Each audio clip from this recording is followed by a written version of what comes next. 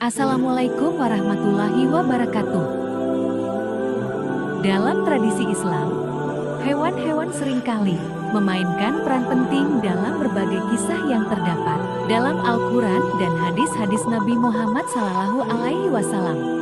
Di balik keberadaan mereka tidak hanya sebagai bagian dari alam semesta, ciptaan Allah, tetapi juga sebagai sarana Allah untuk memberikan pelajaran, menguji, atau memberikan pertanda kepada umat manusia. Melalui penafsiran kisah-kisah ini, kita dapat memahami pesan moral, keajaiban alam, serta bimbingan spiritual yang terkandung di dalamnya. Berikut adalah penjelasan lebih lanjut mengenai 5 hewan yang masuk dalam sejarah. Yang pertama, burung hudhud. Dalam perjalanan untuk memperluas kekhalifahan dan memperkuat kekuasaannya, Nabi Sulaiman tiba di sebuah wilayah yang kekurangan air. Disinilah peran burung hudhud dimulai. Burung hudhud yang merupakan salah satu burung yang setia menjadi pengikut Nabi Sulaiman melakukan perjalanan untuk mencari sumber air. Ketika burung itu kembali, ia membawa kabar tentang keberadaan suatu negeri yang dipimpin oleh seorang ratu yang kuat dan berkuasa. Namun, ratu tersebut dan penduduknya menyembah matahari, bukan Allah Eswiti. Nabi Sulaiman kemudian mengutus surat kepada ratu tersebut, meminta dia dan rakyatnya untuk memeluk agama yang benar, yakni agama Tauhid, menyembah Allah sebagai satu-satunya Tuhan. Dalam surat tersebut, Nabi Sulaiman menegaskan kekuasaannya dan mengingatkan ratu bahwa Allah telah memberinya kekuasaan atas negerinya. Ratu tersebut kemudian memutuskan untuk menghadap Nabi Sulaiman. Ketika ia tiba di hadapan Nabi Sulaiman, beliau menunjukkan kebesaran dan kekuasaannya dengan menampilkan kemewahan istana dan segala kemewahan yang dimilikinya. Namun, Nabi Sulaiman menunjukkan keagungan Allah Eswiti dengan meminta ratu tersebut untuk memasuki istananya melalui sebuah saluran air yang terbuat dari kaca transparan. Ratu itu mengira itu adalah air, tapi kemudian menyadari bahwa itu adalah kaca transparan. Ini menunjukkan bahwa kekuasaan dan kemewahan dunia hanyalah sementara kebesaran Allah abadi. Dengan adanya kisah burung hudhud, kita belajar tentang kebijaksanaan, kesetiaan, dan bimbingan Allah kepada para nabinya. Nabi Sulaiman menunjukkan bahwa kebijaksanaan dan kekuasaan yang dimilikinya adalah karunia dari Allah Eswiti. Dan yang kedua yaitu semut.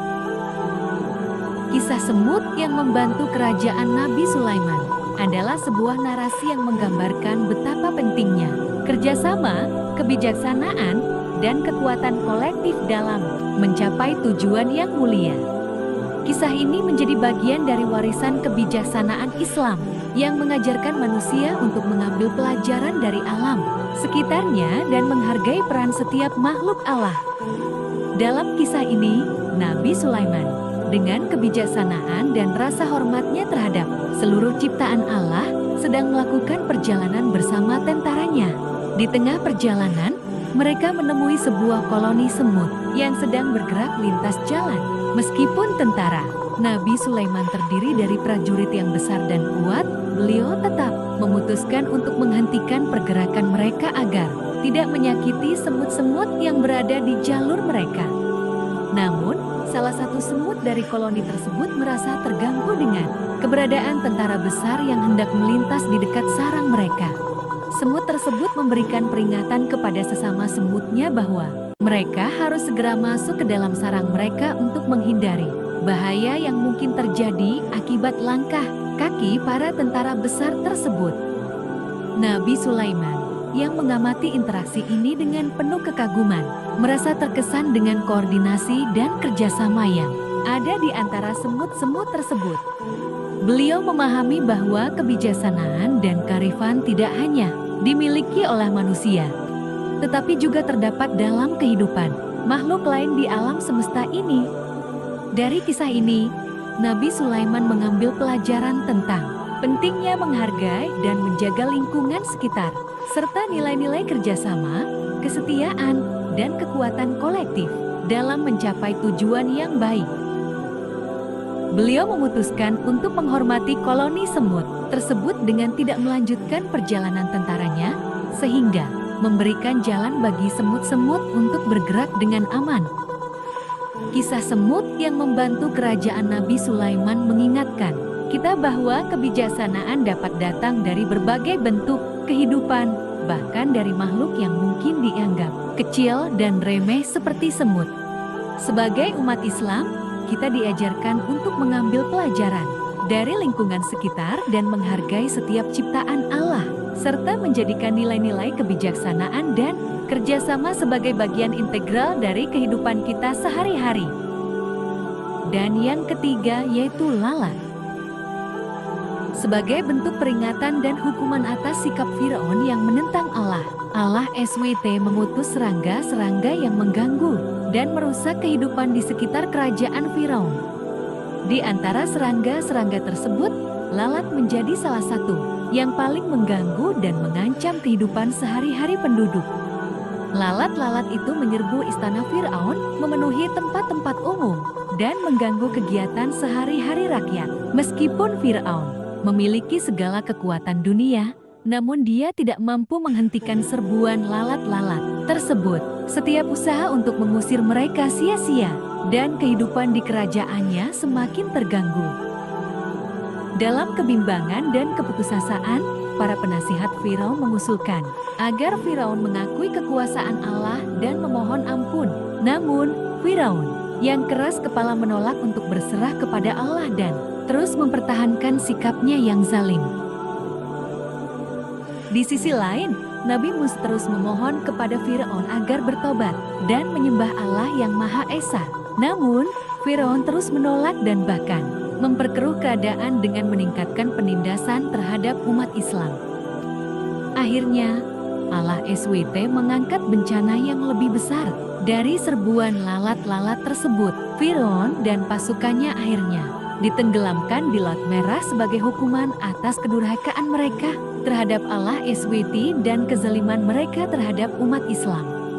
Dari kisah serbuan lalat-lalat tersebut, manusia diberi pelajaran tentang kekuasaan Allah SWT yang tidak terbatas, bahwa Dialah yang Maha Kuasa atas segala sesuatu. Sedangkan yang keempat yaitu serigala. Pada musim dingin 1916 sampai 1917, ketika Perang Dunia Pertama masih berkecamuk di front timur, situasi menjadi semakin mencekam dengan datangnya cuaca dingin yang ekstrem dan pasokan makanan yang semakin menipis. Tentara yang bertempur di medan perang terpencil di Rusia mulai mengalami kelaparan dan kelemahan akibat kurangnya pasokan logistik yang memadai. Dalam keadaan ini, serigala dan hewan liar lainnya melihat kesempatan untuk memenuhi kebutuhan mereka dan mulai menyerang tentara yang lemah atau terluka. Serangan-serangan tersebut menambah derita bagi para prajurit yang telah berjuang keras dalam kondisi yang sangat sulit. Kehadiran serigala bukan hanya menimbulkan ancaman fisik, tetapi juga menambah ketakutan dan ketidakpastian di antara para tentara yang sudah lelah. Serangan-serangan semacam ini menjadi contoh nyata dari betapa kejamnya kondisi perang dan betapa tak terduga ancaman-ancaman lain dapat muncul di tengah-tengah kekacauan pertempuran. Peristiwa serigala menyerang dan membunuh tentara pada musim dingin tersebut tidak hanya mencerminkan keganasan alam, tetapi juga menyoroti ketidakmampuan pemerintah dan pasukan untuk melindungi para prajurit mereka. Ini juga menjadi pengingat akan betapa rapuhnya kehidupan manusia di tengah-tengah kekerasan perang, bahkan dari ancaman yang mungkin terasa sangat tidak mungkin seperti serangan hewan liar. Dan karena peristiwa serangan serigala, perang sempat terhenti atas persetujuan kedua sekutu karena serangan serigala. Namun sayangnya, tentara dari kedua negara tersebut membunuh kawanan serigala sebelum kembali melanjutkan peperangan. Dan yang kelima adalah kuda. Pada tahun 1902, di tengah era di mana transportasi modern belum sepenuhnya berkembang, peran kuda sangatlah vital dalam berbagai aspek kehidupan sehari-hari, termasuk dalam dunia medis, di sebuah pedesaan yang terpencil. di mana jalan berbatu dan medan sulit dijangkau oleh kendaraan bermotor.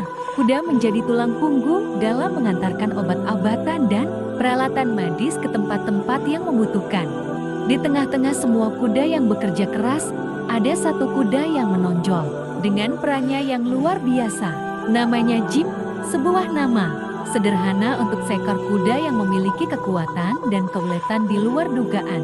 Jim bukanlah sekadar seekor kuda biasa. Ia menjadi figur yang diandalkan dalam mengantarkan pengobatan kepada masyarakat yang membutuhkan. Setiap hari, Jim dan pemiliknya, seorang dokter muda bernama Dr. Smith, bekerja bersama untuk memastikan bahwa obat-obatan dan peralatan medis sampai tepat waktu ke tempat-tempat yang memerlukannya.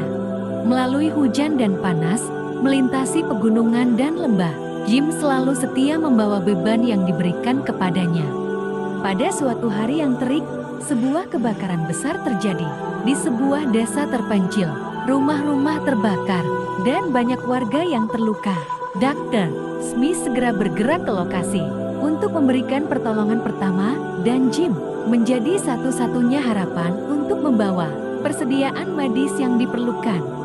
Dengan kecepatan dan ketangguhannya, Jim menempuh perjalanan jauh, melintasi lereng-lereng gunung dan melalui lembah-lembah yang terjal.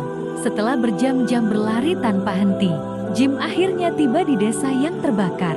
Orang-orang berkumpul dengan harapan dan Dr. Smith dapat segera memberikan pertolongan medis yang diperlukan. Berkat bantuan Jim, kisah tentang Jim yang membantu mengembangkan pengobatan pada tahun 1902 menjadi legenda di daerah itu. Keberanian dan keteguhan kuda tersebut tidak pernah dilupakan oleh siapapun yang menyaksikan keajaiban yang dilakukannya. JT saudaraku, itulah 5 hewan pencetus sejarah yang telah kami rangkum, yang mana semua hewan tersebut sudah tercantum dalam sejarah, mulai dari Quran dan hadis dan juga sejarah dunia. Dan terima kasih untuk semua yang telah menonton, supaya kita bisa mengambil hikmah dan pelajaran dari video ini. Dan jangan lupa untuk like, subscribe dan share supaya bisa jadi manfaat dan pengetahuan bagi yang lain. Terima kasih.